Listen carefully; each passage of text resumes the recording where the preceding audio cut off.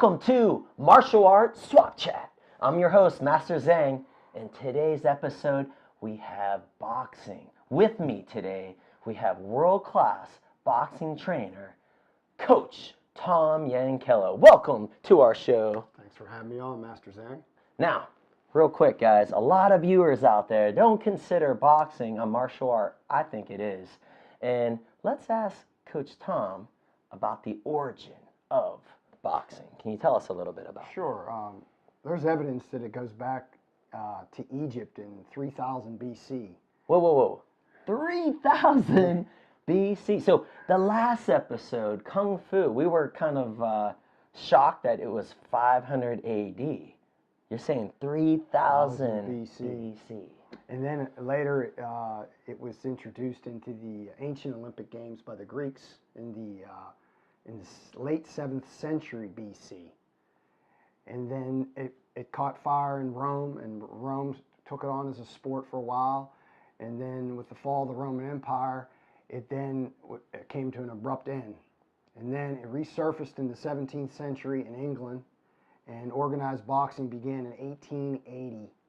And then the first Olympic Games, and the modern Olympic Games, was in 1904 in St. Louis.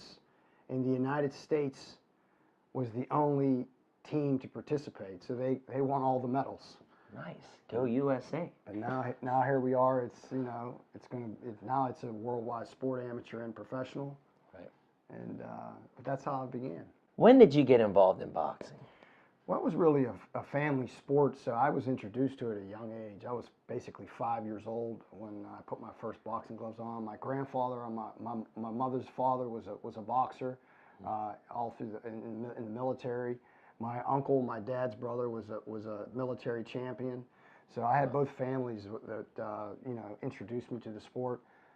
They would train me, and then I started to compete, and then. I competed from basically the time I started really competing when I was like 12 years old till I was about 17. And then I suffered from 17 to 21, I suffered 4 shoulder surgeries. Wow. And at that time, because of the injuries, I kind of made a transition over that period of time to being a boxing trainer. And I've been training boxers since I was 21 years old. Yeah. I'm going basically on my 26th year of training boxers, and wow. I love it. I do. So that's awesome. I mean, that goes to show that you never give up, guys. No matter what happens. Here, he suffered a serious injury, and I'm sure some people just step away from it permanently, right? And here, you reinvented yourself, and now can you tell them like a few of the experiences you had just training boxers? Sure. I've trained guys, world champions. Paul Spadafora, who's lightweight champion of the world, the only guy that's won the one of the major world titles since 1941 in Pittsburgh, which is huge. And I trained Calvin Brock, who was an Olympian in 2000, and he fought for the heavyweight championship of the world against an all-time great in Vladimir Klitschko. Right. And then I trained 2 or 3 other guys that fought for world titles, and I've trained amateur national champions. And one of the biggest guys I've ever trained, I trained for a couple fights, was Roy Jones Jr. Roy Jones Jr. Oh, I watched him on HBO all the time. So that's amazing. So here, honestly, the coach probably is in the shadows, right? Sure. So you're watching the fighter, but he's preparing, you're educating, you're getting him ready with the strategy, right? There's a lot to it, and a lot of sacrifices you make. Sure. And here I probably watched you on TV a million times. That's pretty cool. Very cool. Yeah, it's a demanding sport. A lot of things go beyond behind the scenes where I watch a lot of video coming up with game plans. My guys are going to fight looking for weaknesses and looking for weaknesses in my own guys where I can try to strengthen their weaknesses and amplify their strengths. And always working on the fundamentals of the game. So like I said, so they're, I think it goes hand in hand. When you amplify someone's strength, then you're able to capitalize on other guys' weaknesses. Mm-hmm. So that's basically what I do. And I appreciate Coach Tom Yankello coming today because when we were trying to set up an appointment, he's like, can you just give him a little taste of your schedule? He's like out of town all the time. So, you know, right now you have right now I'm working on preparing guys for actually a national championship, which goes on next week in Albuquerque, New Mexico. Right. And then the following week we'll be going to Las Vegas for some sparring competition, and actually Floyd Mayweather's gym and Roy Jones Jr.'s gym in Las Vegas.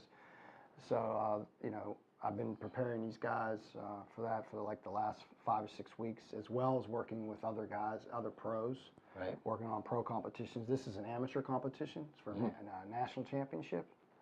And like I said, then the following week we'll be going to Las Vegas. I'm taking a larger group of guys. We're going to meet me in Vegas, and we're going to do sparring competition in Las Vegas. That's awesome. Well, I appreciate you taking your time and being on this show. Thank you. And thank you. Yeah. And can you tell us a little bit about your facility, your gym? We are on 529 8th Street, Ambridge, PA. We have classes for all ages, pretty much after 5 years old and up. And we have some morning classes, and we have evening classes. You can always email me at Yankello@netscape.net. You can look at my Facebook page, Tom Yankello's World Class Boxing Gym, or you can always give me a call, 724-513-7457. Look, guys, he's training with Roy Jones Jr. He's at Floyd Mayweather's gym, and here he could teach you right in Pittsburgh. That's pretty awesome. Funny question from St. George, Utah. This from Mo. Pound for pound, who are the best 5 trainers in boxing today? One guy who jumps to mind who doesn't get enough credit is Tom Yankello, who's done a great job with Paul Spadafora down there in Pittsburgh.